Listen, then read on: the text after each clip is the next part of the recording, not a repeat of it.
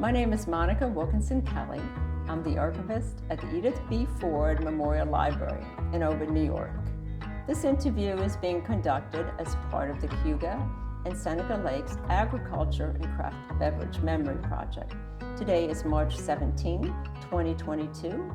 I am interviewing Ruth Lucas, Ruthie Crawford, and Stephanie Lucas Hauk of Lucas Vineyards in Interlaken, New York. Good morning. Good morning, Monica. Good morning. Could you introduce yourselves, beginning with Ruth? Yes, I'm Ruth Lucas. I started the growing grapes in 1974, a long time ago. And started a winery in 1980. And I'm Ruthie Crawford. Good morning. And I'm Stephanie Lucas Hauk. Okay, good morning, everybody. Good morning. Thank you for Good morning. participating. So, Ruth, Yes. can you tell me where you were born, where you're from originally? Yes, I was born in the Bronx when it was an innocent place. And it was just a great place to grow up. You could go around the corner and get on the subway and go to Central Park and go ice skating. It was just a great place to grow up. And I had a sister, and as we got older, my brothers thought we need to really move to a nicer neighborhood, and because things were starting to turn in the Bronx at that time. And we moved to a nice section in the upper Bronx, and so I wound up upstate. We wanted to move we had 3 children, and we wanted to move to a nice area where they'd be safe and they could run the earth, and we wound up here. So, can you tell me, how does a young woman from the Bronx end up on a farm in Interlaken, New York? I don't really know. I think I looked at it as it was an adventure. I had no agricultural background. I had no winemaking background. My mother used to take us to the green grass, which was a patch of grass by a bridge when we were little, so we could play. It might have been, 6 by 6. It was very small. And we moved here, and I just loved it. We planted some grapes, and I said, wow, this is great. Wouldn't it be great if we could take the grapes and make wine and sell it to people? And that's what we wound up doing a few years later. So, when did you purchase the property? We're currently in Interlaken, New York, on County Road 150, 3862 150, correct? Yes. We purchased the farm in 1974, and we planted grapes in 1975. And so, how many acres are on the property?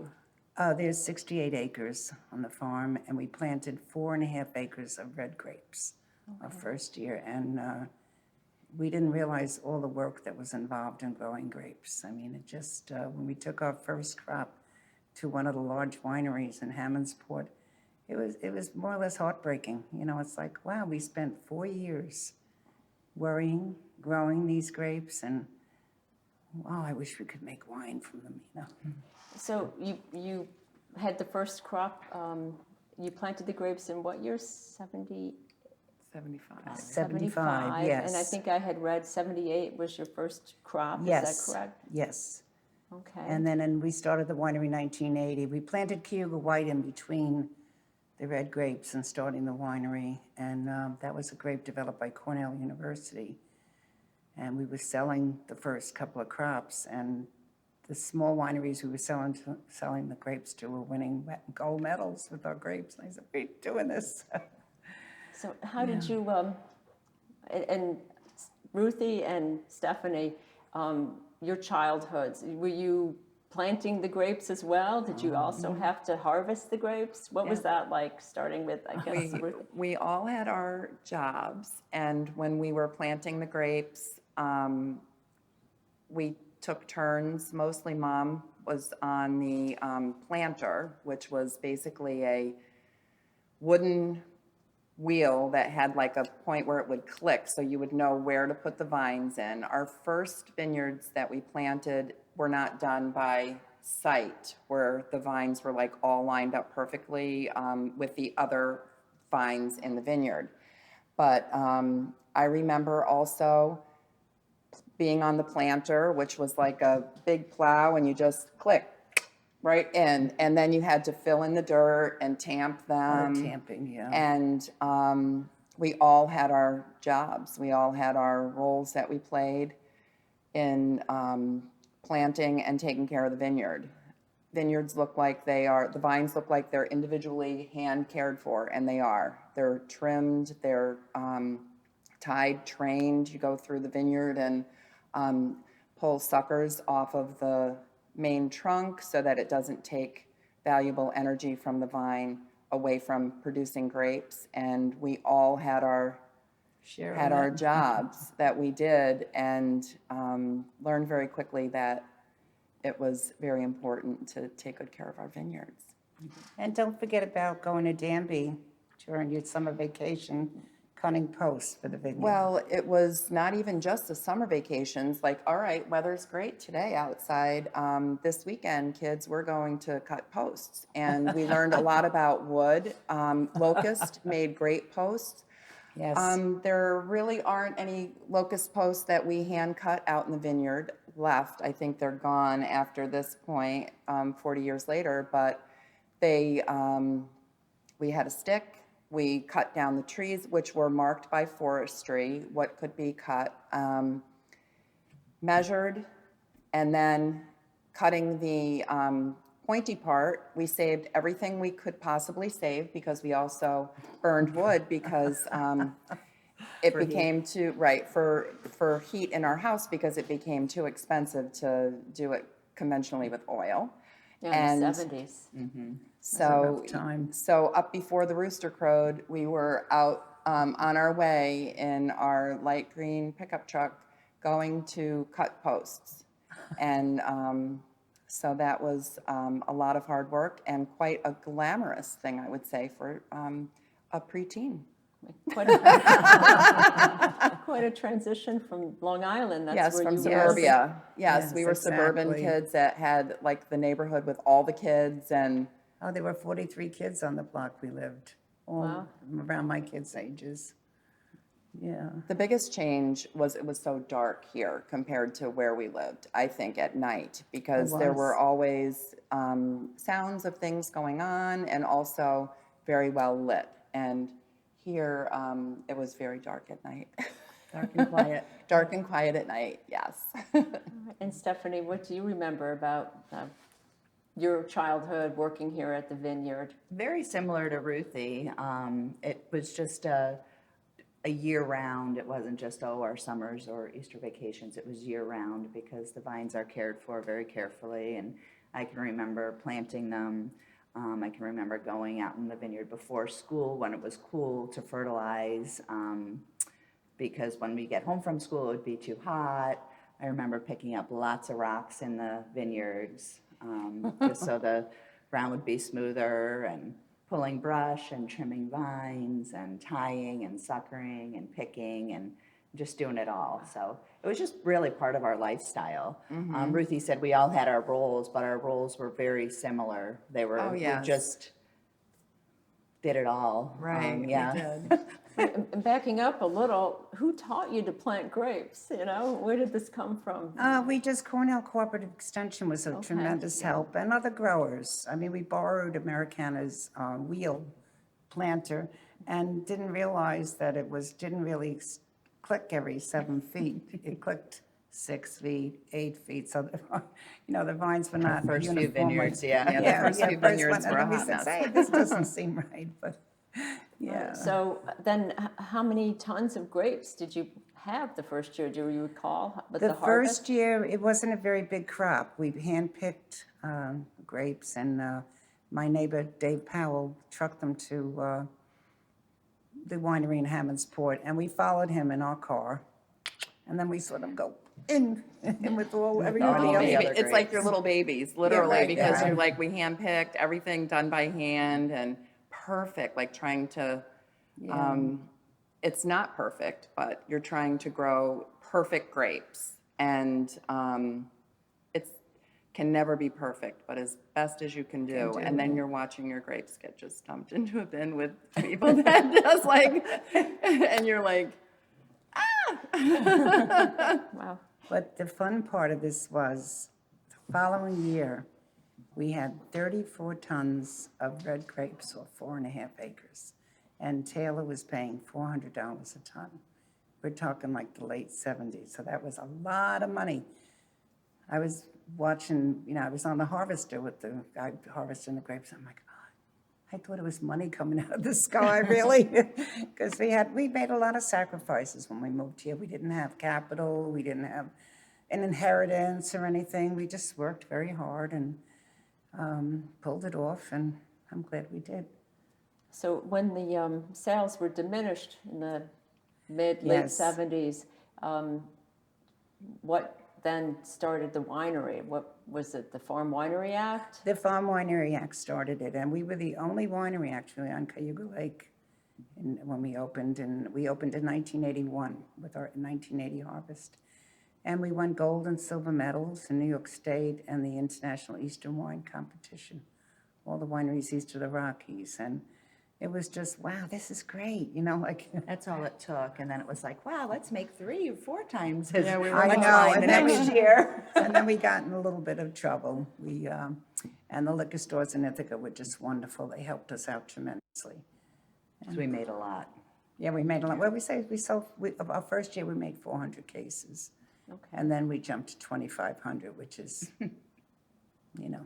That's a lot. And you were growing red grapes too, Deshonic, is that correct? And Yes, we've pulled them out since right, they, you had to change the vineyard, I'm guessing, too, at some point. The types of grapes, Grapes. because the Deshonic weren't as, you put them in specifically for a To particular make market. sweet red wine. yes, Yeah. yes. Which we still, we don't grow Deshonic, but we do buy some from the Finger Lakes to go on our most popular wine, talk about red, which is a sweet red We wine. buy them from a grower in Ovid, so it's still all Finger Lakes. Oh, But we okay. have transitioned our vineyard to modern times we still grow Cayuga White quite a bit. And we grow other local grapes, the Seyval and Vignoles, and Vidal, which we don't make a varietal of, but we have Riesling, and we have Chardonnay, Gewürztraminer, and we grow Cabernet Sauvignon, Cabernet Franc, and Syrah. We're one of a few that do. So we tried to change with the times and get Right. our vineyards growing grapes that would grow well here, as well as suit the market and fill the market with what we need. So. And as far as winemaking, Ruth, how did that come about? What Well, was your training? Cooperative Extension, Cornell was great. I mean, I would take canning jars of wine up to the experimental station, and I'd say, would you try this and let me know what you think of it? What does it need and all? And we had a wine consultant our first and second year, and that was very helpful.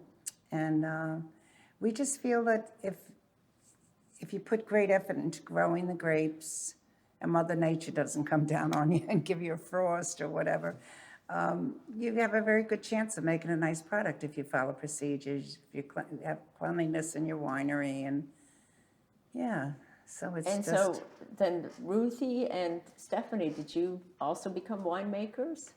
I wouldn't say winemaker, but we've done a lot of the. Yeah, I mean, I never had a title of winemaker, but I did help a lot with the winemaking.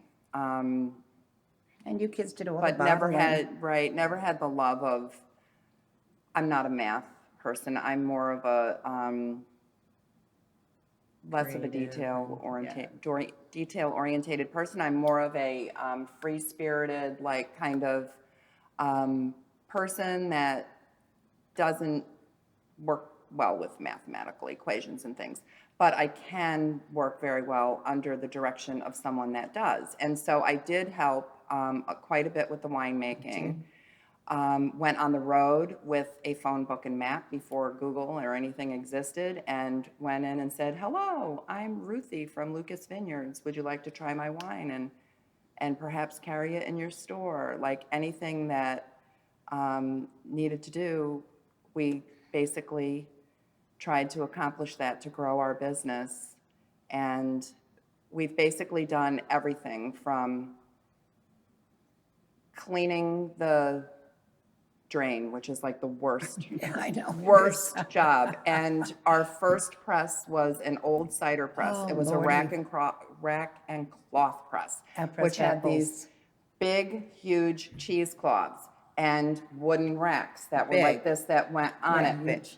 And so not only did we help press the grapes, but we didn't have a washer that would wash something that huge. So you go to the laundromat that has the biggest washer that you can find. After you shake all the grapes and everything off, go and wash them. I mean, there was not a job that was beneath us. We did everything. Yeah, we didn't really have the equipment. Yeah. We didn't have the equipment. We had, the press was, That original press Obsolete. made some of the most delicious It sure Cayuga did. White that I think I've ever tasted in my life. and people loved coming, we'd have it on the trailer, and they'd love coming in the driveway looking, oh, wow, what's that, what's going on here? And you're the first winery on Cayuga Lake, or Yes, on yes. the western side of Cayuga? Both, yeah. all together. Cayuga, yes. Wow. And when people would stop, they were very surprised that we here to visit the gorges or see the lakes, and wow, it's winery. But did you know our first tasting room was in our kitchen of our house? No. Oh, yes. Yes, we bought a few stainless steel tanks, and we made our first wine in the tanks, and they were in a pole barn. And we set up the kitchen. My counter was the display with the medals and the wines. I still have pictures. I think the wine was $4.80 a bottle at that time, and that was it was good. You would make a profit selling it at that. And we had a wood stove, and we'd see a car pull in, and the kids would take turns going out. And, oh, hi, how are you? Would you like to try some wine? But first, let me show you where we made the wine. And they'd bring them over to the pole barn, show them the tanks and talk, and then bring them in the house, and they'd try some wine, and they always bought. The first 10 years in the wine business, from 1981 to 1991, were difficult years. The wine trail was growing. We didn't have the visitors we have today. There wasn't the appreciation of the wines, the education of the wines. And once people came, and tried them, they'd come back or bring friends, et cetera. But it was very, very difficult. It was difficult. And so, And we hung in there. and what is the production level today? I was going to ask, you started with 400 cases, you said, and now Yes. how much? do you produce? 15,000. 50. 15,000 cases. Wow. Quite a Quite a jump. quite a yes. At one point, we were at 25,000 cases, so we've scaled back some. And it's a family business, and so your husband is now the winemaker, correct? Yes. I'm blessed. He's a good guy. Talented. So, Yes, very talented. with no prior knowledge or anything in the industry, Ruth, what would you tell somebody that would be interested in going into the winery business or a vineyard, creating a vineyard as you had? Well, if they didn't have investors or a lot of money, I'd say it's a lot of hard work. It's a lot. What was the saying we used to have? If you want to make $1 million in the wine business, you start wanna- off with 2. Something like that, yeah. Something, it's, you need a lot of capital. Just expenses are crazy. And at that point, when you started, what was it like for a woman in the industry? Well, I would go to a seminar, and I would be maybe one of 3 women there. And everybody was always really nice to me, though, and I had lots of friends up at the experimental station. They didn't say, oh, here she comes again with her canning jars, They had great suggestions, and it was a fun time. I didn't have to stay here and do this. I wanted to. And I couldn't have done it without my daughters. And my son moved to Queens, and he comes up and just appreciates the beautiful, beautiful scenery. And I couldn't have done it without my girls, though, really. They worked in the tasting. You didn't say you worked in the tasting room when we opened up, too. Oh, yeah. Yeah, lots of. We did. And so when did you build the tasting room that we are in currently? Currently, this opened in 1994, but from the mid-'80s to 1994, we used a part of an old dairy barn. It's just the front part of this building, and we had converted that to a modest, small tasting room. And Yes. the back of that, we had our tanks and everything. So it was kind of neat. You could see the actual production area when you were tasting. But then we outgrew that. So we just had one bar there. And then we opened this in '94. So what sort of technological changes have you seen over the years? Like what is the greatest thing that's you have seen that has changed the market for you, any of you? Whether it's sales or production or winemaking? Well, it's production, and we have a press now, a really nice press. We have a bottling line, which before we had like a siphoner. We have the production and everything down really well. It's just, we could use more sales with all the craft breweries in town. A lot of competition. Yeah. Yeah. Anybody trying to get into this business, I would say, have a really good plan, because Yes. there's a lot of other people trying to do it, and Yeah. a lot of competition, and you really have to have a unique story. And I don't even And a know if the plan. story, I think, I'm sorry I interrupted you. that's Ruthie. okay. Yeah, we always have a story behind the bar. Oh, the Lucas family moved here and blah, blah, about the wines and all. But we're finding with the flights, people like to sit and figure things out a little bit themselves. So we pour a welcome wine for them and mention a little bit about the winery. But I think it's more enjoyable for the customer. So that a lot of that had to do with COVID, correct? Oh, so yes. COVID required that, and a lot of the winery owners have said they're not going back to, the larger groups, and Yeah, we don't have any plans to at this point. Right. so the smaller, more intimate tastings are preferred for everybody. It seems that I've talked to. Yes, it seems that way. Well, I hope. sorry. Oh, no, I'm Everything's sorry. been changing. Like, when you look at the dynamics of people in the early 80s and what they were looking for when they came to the winery, and meeting the family and tasting the wine, it's a totally different approach Mindset. than the people that we're seeing now with all social media and things. And there's a totally different goal, I think, for people when they come. They have a lot of choices. They're choosing what they feel. They're not seeing a road sign or picking up a brochure. There's a lot of decisions that go into telling them where they're going to go and what they're going to see. And so that's a really big change from, it's fun to try and change, not just personally, but your business as well, trying to keep up with all the current things. And the market unknowns must be very stressful. What do you consider, starting with Stephanie, the greatest stressor of your job here? The greatest stressor. we have All of it. You have about 6 of them, right, honey? The last 2 years have been very stressful for everybody. But Because of COVID. because of COVID, yeah. And just the tasting room, staffing, hoping to get visitors, that's just very stressful. It is finding help, and I see my girls working really hard. I mean, when the pandemic first happened, thank God for our customers. We shipped so much wine out, and the girls were working 7 days a week. And Jeff, my son-in-law, still works 6 or 7 days a week. He doesn't know how to stay home and relax, but the challenge is finding some good help now to come and help us. And I hope we can. If you know of any young people, young people that can lift 50 pounds and love other people, we'd love to have them come here. Hospitality. Yeah, that's it. So I hate to be a downer, but what was your best experience, Ruth, in the industry? And then what was your worst experience, your worst year? Do you recall? What do you mean the best experience? I'm sorry. Like your what do you favorite. think was your greatest contribution to the industry?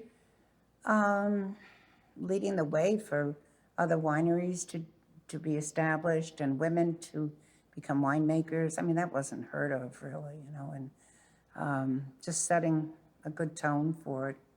I know that someone had mentioned there was a Christmas Christmas Eve Yes, or some. the Christmas Yeah. Oh, massacre. that was Massacre. terrible. Yeah. Oh, my So a goodness. lot I of people remember have being mentioned. out in the vineyard the day before. We had beautiful, like 60-degree weather for like a week or two, and then it went to minus, I don't know, 10.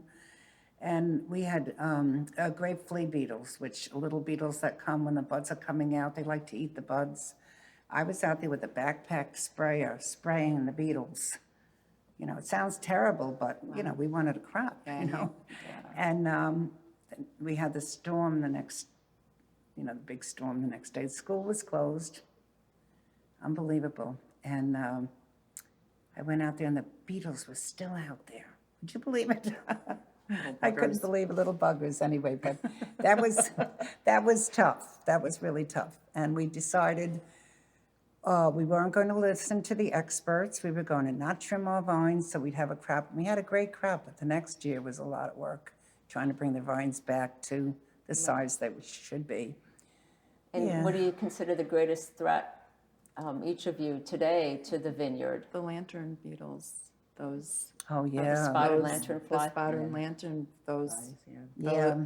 Yeah, I'm trying to bite my tongue so I don't, Yeah. they're very frightening.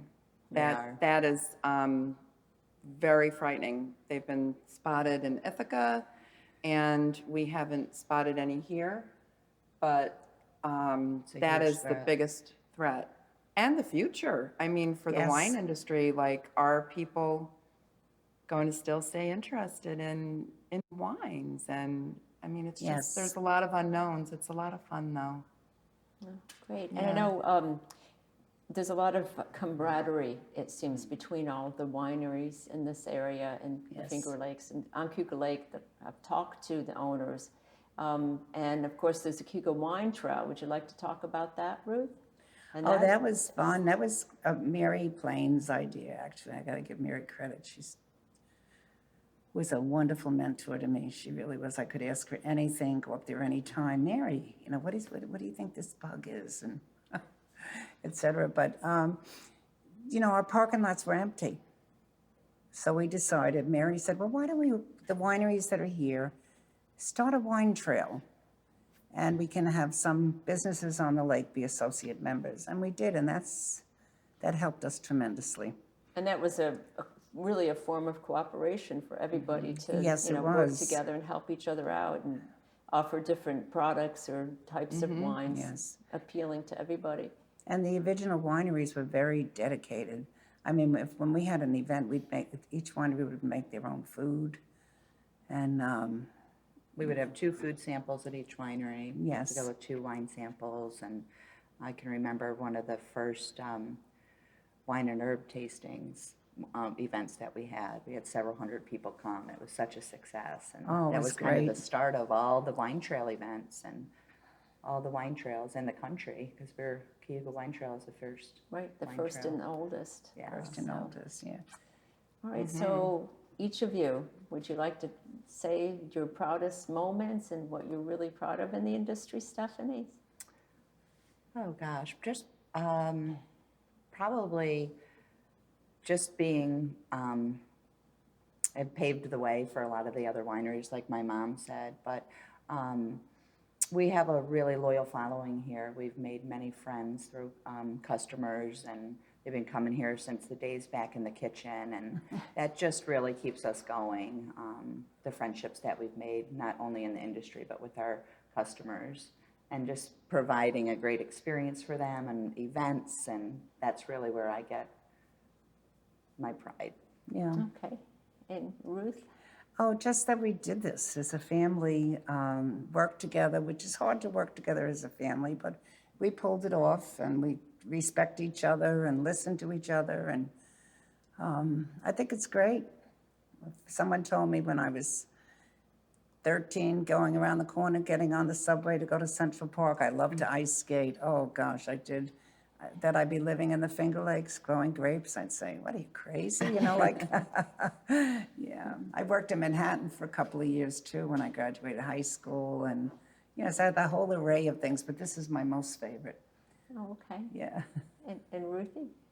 I want to ditto what, I didn't work in Manhattan, but I want to ditto what my mom and my sister said.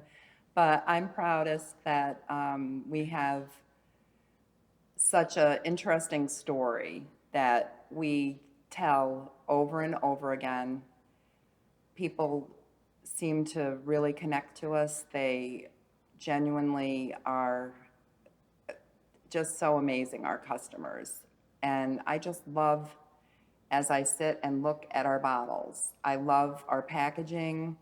I think that it's so fun. If I wasn't a Lucas and I didn't work here, I'd want to come here because I think that it's just a lot of fun, just enough fun that it's still great wine, and just I love my family so much, and it is difficult being in business with your family and working with your family, but it's also, there's nothing like it because nobody goes through the hurdles and the good points and the struggles and things, and you try and reinvent yourself like family does. Yes, especially in this day And you've and had so age. many award-winning wines too. All yeah.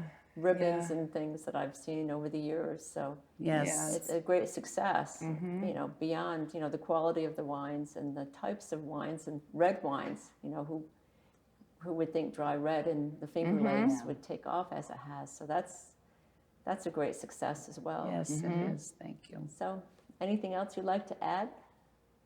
I don't think so. I don't think so. I've blabbered Well, thank enough you so over much here. for your time. Oh, thank you, Monica. Thank you, Thank you Luke. so much. Appreciate Yes, thanks taking so the much. time. Again, Oh, this no. is I'm at Lucas Vineyards in Interlake in New York, and today is March 17, 2022. Thank you so much. Oh, thank you, you. Monica. Thank Thank you, you. Luke. This has been fun. Yes, it sure has. Thank